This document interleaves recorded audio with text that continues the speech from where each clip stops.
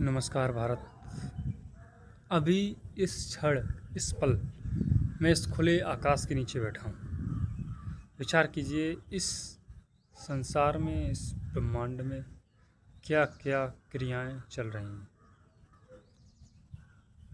कौन, कहाँ, कितने समय से क्रियाशील है। कोई पौधा, कोई बीज अंकुरित हो रहा है। किसी पौधे की कपोलें फूट रही हैं। कोई वृक्ष अपनी तरुण अवस्था में, उसको जल देने की आवश्यकता है, पानी देने की आवश्यकता है, तभी वो बढ़ पाएगा। कोई वृक्ष बूढ़ा हो चुका है, जर्जर हो चुका है, उसके तने में, उसकी लकड़ी में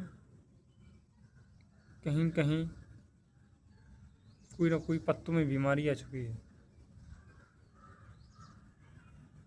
और वृक्ष का समय पूरा हो गया। उसके आसपास के लोग विचार कर रहे हैं कि इसको, वृक्ष को कटवा ही दिया जाए तो बेहतर होगा, अन्यथा ये कभी घातक सिद्ध हो सकता है यदि घर मकान के पास में है कहीं भी। पृथ्वी पर कहीं ग्लेशियर्स, हिम शिखरों पर ग्लेशियर्स पिघल रहे होंगे, उनका बहता पानी नदियों में बह रहा हो, नदी अपना रास्ता बना रही हो, रास्तों को, रास्ते में आए हुए बाधाओं को पार करते हुए समुद्र में मिलने की चाहत रखते ही और आगे निरंतर बढ़ती जा रही है। बरसात का मौसम है।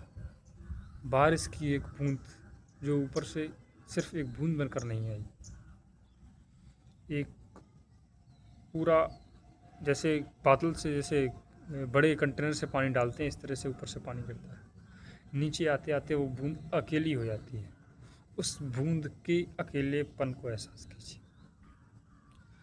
किसी बिजली के तार या फिर कपड़े डालने वाले तार पर कोई बूंद है, वो धीरे से नीचे टपक रही है, धीरे धीरे, सहसा नहीं, धीरे धीरे।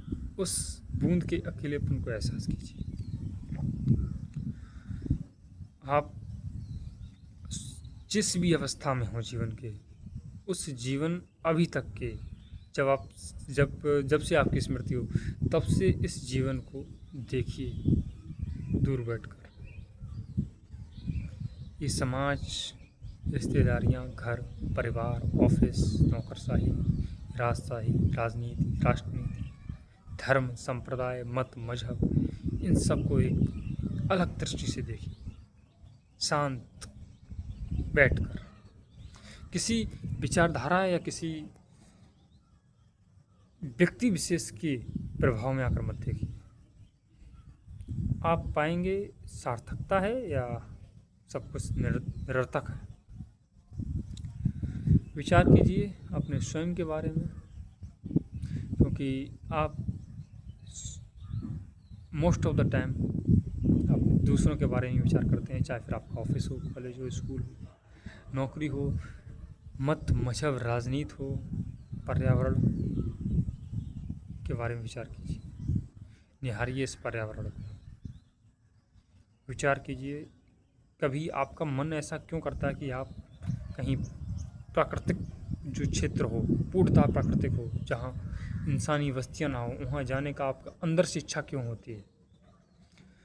तो आप ये पाएंगे कहीं ना कहीं जो प्राकृतिक सौंदर्य है, उसमें हमारे जीवन का सौंदर्य छिपा हुआ है।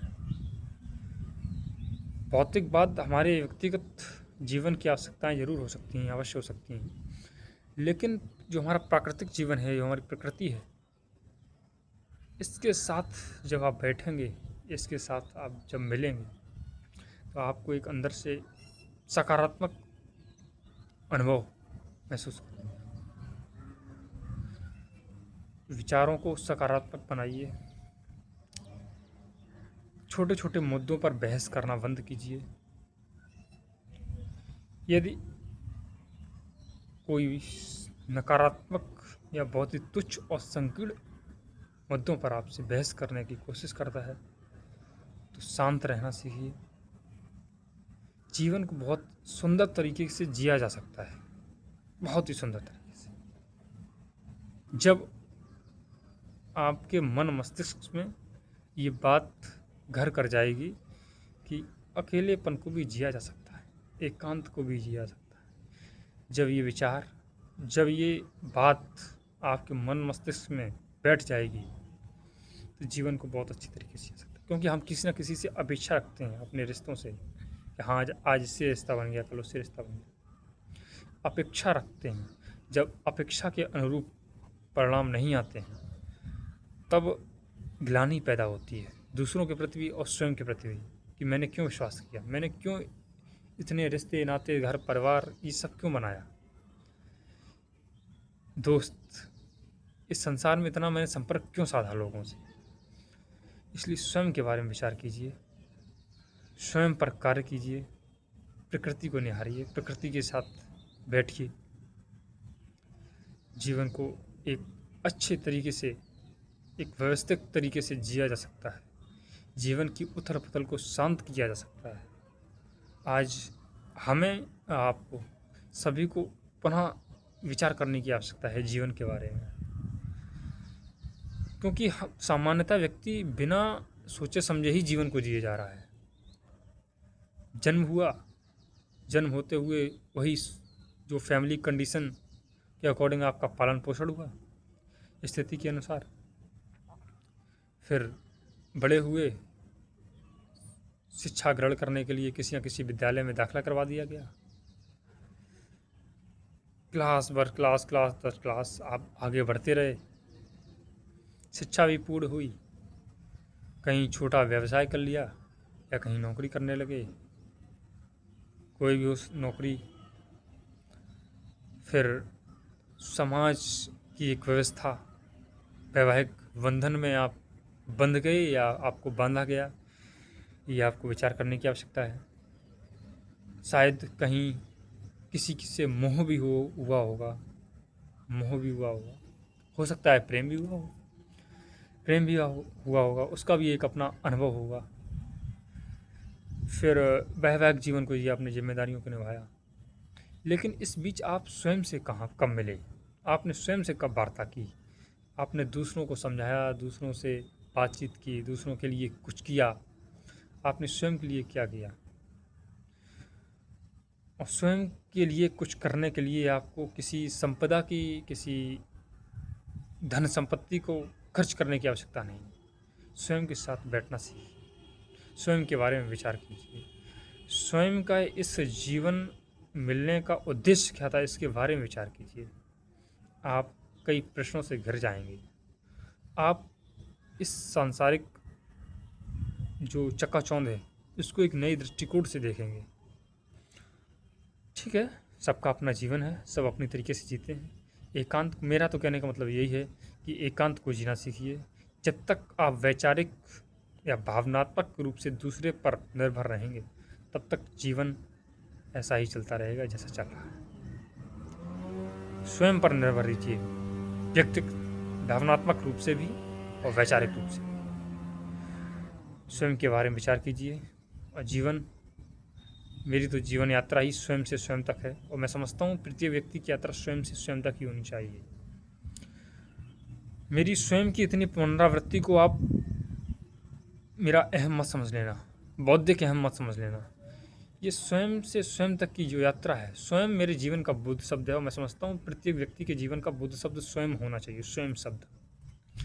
क्योंकि ये जीवन यात्रा स्वयं से स्वयं तक की ही है। हम कहीं ना कहीं लौट कर हमें स्वयं के पास आना है, स्वयं से चलकर स्वयं के पास आना है। इस संसार को देखना है, इस संसार को जीना है, इस संसार को परखना है, इस संसार की लोगों की सहायता करनी है, अपने सामर्थ्य अनुसार सब कुछ करना है, लेकिन स्वयं को नहीं भूलना है। एकांत को जीना सीखना है। एकांत आनंद का स्रोत है। एकांत उस अद्वैत, उस एक में, अद्वैत में जो दो नहीं हो सकता, वो एक में अपने आप का अंत या सबका अंत करने का साधन है एकांत। एकांत कोई अभिशाप नहीं है, एकांत वरदान है, यदि आप इसको समझ सकें तो। धन्यवाद।